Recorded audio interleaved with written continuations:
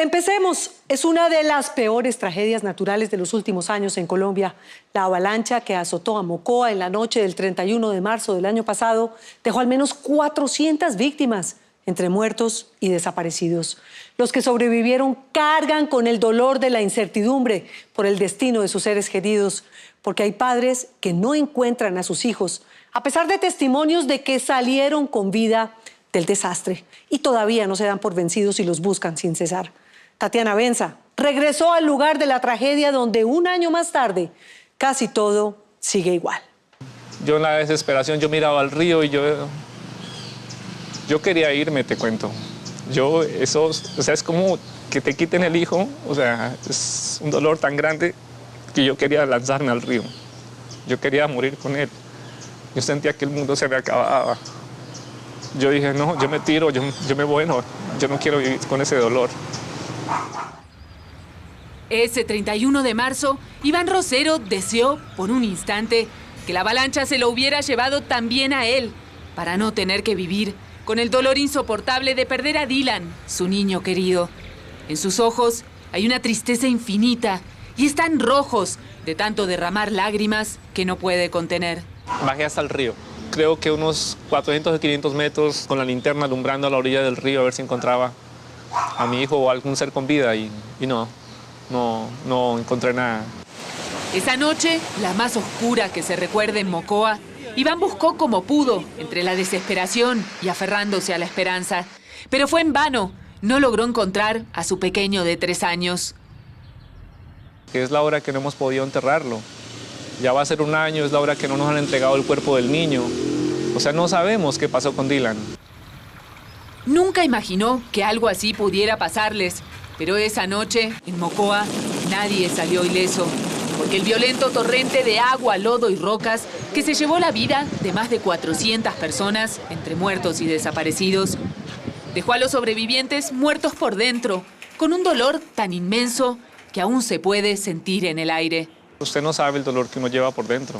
Usted no sabe, al acostarme, el hecho de no poder irle a dar un beso, un abrazo. No sabe al levantarme, el hecho de despedirme. No saben el dolor que uno siente en ese momento. Es inmenso el dolor. Llevaba apenas 6 meses viviendo aquí, con su esposa Jessica, Dylan y su madre. Iván soñaba con criar a su pequeño en este lugar mientras construía estas canchas de fútbol. La casa ya estaba, es lo que a mí me mataba porque ya había conseguido mujer, ya tenía hijo. Entonces yo decía, uy, qué bacano aquí para que iba mi hijo, para que corra por estos corredores, corra por el campo. 1, 2 y 3. Quería darle lo mejor, que nunca tuviera que pasar las mismas necesidades que él. Iván creció al borde de una carretera. Con esfuerzo y sacrificios progresó hasta convertirse en un conocido empresario de la ciudad. Pero la familia nunca dejó de ser lo primero. Nos bañábamos ahí con una manguerita, le echaba agua y lo que te cuento, yo siempre he sido tosco, yo lo cogía y lo refundía y lo sacaba. Aquí vivieron muchos momentos felices. Un rato yo miraba a que llegaba con un vasito pitillo y papá, tete. Esas palabras son... El día de la avalancha, Iván y su esposa tenían un evento. Por eso dejaron a Dylan en casa con su abuela. Cuando empezó a llover, la ciudad quedó incomunicada. Ellos no supieron lo que pasaba hasta que llegaron a la casa y se encontraron frente a una imagen aterradora. Pues imagínate, sentía que las piernas no me tenían fuerza, no podía pararme de ver que mi casa estaba como en medio de un río. Yo gritaba, yo me arrodillaba, yo decía auxilio, pero nadie me auxiliaba. Por este lugar, donde hoy no queda casi rastro del desastre, corría un torrente infernal, arrastrando todo a su paso. Rocas, palos, muebles, hasta carros. No sé cómo saqué fuerzas, pero yo por la avalancha corría río arriba, dándome mis modos, llegué a la casa y... Su casa parecía un campo de guerra y no quedaba nadie dentro. Entonces, un vecino le gritó. Su madre había logrado refugiarse a un costado del terreno. Entonces cuando le dije, mamá, le dije, el niño. Entonces ella lo que hizo fue abrazarme. Yo miré a mi hermana Carolina llena de barro, mi mamá llena de barro, me abrazaron y me dijeron, se fue abrazada Jonathan. Jonathan lo abrazó y lo envolvió el barro y se fueron. Ellas le contaron lo que había pasado. Su cuñado Jonathan, un voluntario de la Defensa Civil, llegó hasta la casa para rescatarlos, pero no lo logró. Mi cuñado lo que hizo fue coger a mi hijo y él salió corriendo de una. Él bajó por la rampa y atrás de él, venía mi hermana y mi mamá. Venía más o menos cerca por esa parte. Y cuando ellos sintieron fue que sonó como una bomba y sintieron que la avalancha los cogió. La naturaleza, con su furia indiscriminada, dejó la familia destrozada. Fue tan grande el dolor que Iván y su esposa se distanciaron. Su hermana Carolina, la mujer de Jonathan, quedó viuda con 2 niños a cargo. Dije, yo me voy de Mocoa, yo vendo todo, yo acabo, yo no quiero saber más. No quiero recordar un lugar que me trae tanto dolor a mí. Pero a pesar del dolor, no fue capaz de irse. Nada volvió a ser igual en Mocoa. Donde antes había casas, hoy pasan quebradas que nunca habían estado allí. Quedan montañas de piedras y más piedras, rocas que a su paso destrozaron paredes, se metieron por las puertas y las ventanas. Es una imagen desoladora, casi fantasmagórica. Y aunque la vida regresó a su curso normal, la ausencia de los que ya no están les recuerda a cada paso lo que la avalancha se llevó. Empiezan a preguntar y dicen, no, es que el señor vivía en tal barrio y ese barrio desapareció y él también desapareció con el barrio. Juan Carlos Cometa nunca pensó que viviría 2 avalanchas en apenas 2 años. Lleva 14 en la defensa civil. En 2015 participó en los rescates en Salgar, Antioquia. Poco después lo trasladaron a Mocoa. Pero lo que le tocó vivir aquí fue mucho peor. Soportar la llegada de todos nuestros rescatistas al centro de operaciones llorando y preguntarles qué pasó. Entonces contaban, no, es que yo saqué un niño de 4 meses y mi hija tiene 4 meses. En apenas unas horas, 2 ríos y varias quebradas que atraviesan la ciudad se crecieron al mismo tiempo, arrastrando estas piedras descomunales. Todo esto lo trajo la avenida torrencial, o sea, esto era un potrero, puro pasto. Y miren qué quedó. Algunas pesan hasta 60 toneladas. Es un paisaje como de otro planeta, como si estas rocas fueran meteoritos. Pero no, el agua las trajo hasta aquí. Aquí todos, de una u otra manera, fuimos responsables. La intervención humana fue bastante considerable. En la parte alta, cuando uno realiza los sobrevuelos, miraba que coincidencialmente donde habían los deslizamientos, había un potrero. Es que esto también es un resultado de la deforestación.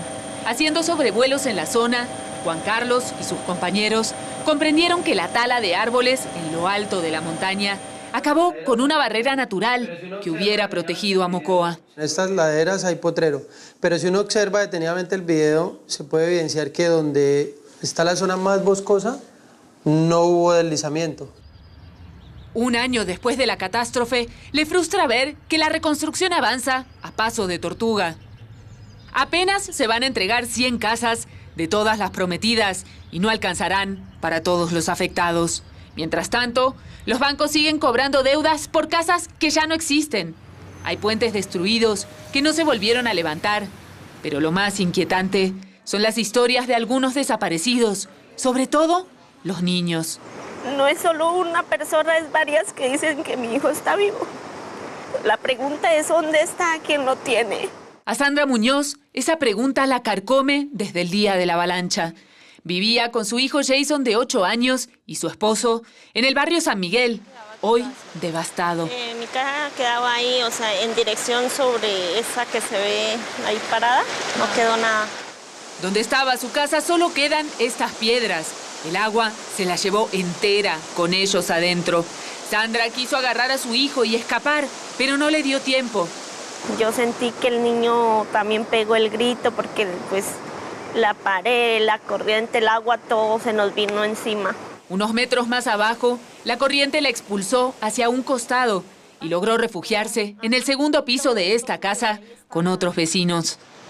Por donde está la raya, todo eso subió en lodo. Tenía una enorme herida en la pierna, pero Sandra solo podía pensar en su hijo. Aquí pasó 6 largas horas de angustia. La piedra se atrancó y si no tumbaba todo y los que estábamos encima. Hasta que de madrugada los rescataron y enseguida la trasladaron a Popayán para hospitalizarla. Era muy duro porque estar allí encerrada en el hospital sin saber, sin tener noticias de mi hijo, o sea, Fue muy difícil. Esa insoportable incertidumbre sigue hasta hoy, porque a su hijo al menos 6 personas lo vieron vivo en un albergue de Mocoa. Todo niño que era rescatado era remitido a Bienestar Familiar. Bienestar se encargaba de hacer el censo, que son estos listados. Pero a Sandra no le dan respuesta sobre su paradero, como si Jason se hubiera desvanecido en el aire. Él apareció en el listado el día sábado en un registro que hizo Bienestar de niños que habían rescatado y que estaban en el albergue. Y él aparecía ahí, el nombre, Jason Bustamante Muñoz, edad 8 años. Esa lista que guarda como prueba se la dieron a su hermano Freddy la mañana siguiente a la avalancha. ¿Y dónde tenían la lista? Esa lista estaba pegada afuera del ICBF. Pero cuando Freddy llegó al albergue donde supuestamente estaba Jason, dentro del Instituto Tecnológico del Putumayo, el ITP, no lo dejaron entrar. Allí perdieron el rastro.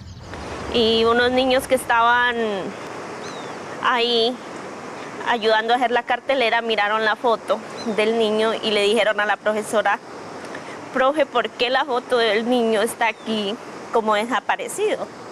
Si nosotros al niño lo miramos en el ITP cuando el día de la avalancha. 3 amiguitos de su hijo dicen que lo vieron, niños de entre 13 y 15 años. Uno de ellos hasta le contó que pasaron 3 días juntos en el albergue, donde el ICBF estaba pendiente de los niños. Y las versiones son parecidas, o sea, coinciden. Claro. Sí les creo. Sandra puso una primera denuncia ante la fiscalía el año pasado, pero no tuvo respuesta. Ahora, un fiscal de Mocoa acaba de abrir investigación por posible delito de trata de personas, para averiguar si Jason está vivo y qué pasó con él. Mi hijo está vivo, está no sé dónde, pero yo sé que él está vivo y con la ayuda de Dios yo sé que lo voy a recuperar. El dolor que siente es difícil de traducir en palabras. Como el de Iván, es desbordante, una pena que no les da tregua ni por un instante. No hemos podido sepultarlo y eso es lo que nos tiene así porque no sabemos si está muerto, porque hay personas que dicen: Iván, yo le puedo dar testimonio de que nosotros lo vimos a su niño que lo sacaba un policía. Unos días después de la avalancha, a Iván le dijeron que habían encontrado el cuerpo de su hijo, pero él tuvo dudas, así que pidió una prueba de ADN. Tardaron 6 meses en decirle que no era, que se habían confundido. Le dijeron que había otro cuerpo, pero tampoco dio positivo. Hoy va por la 3ª prueba de ADN, sin saber aún dónde está Dylan. Yo creo que él está en el cielo. Y si no es así, pues empezaríamos una nueva lucha, ¿no? Una lucha por investigar qué fue que realmente pasó. Solo así podrán empezar a sanar las heridas. No solo ellos, todos los habitantes de Mocoa, que un año después de la avalancha siguen luchando para quitarse de encima el peso aplastante de estas rocas.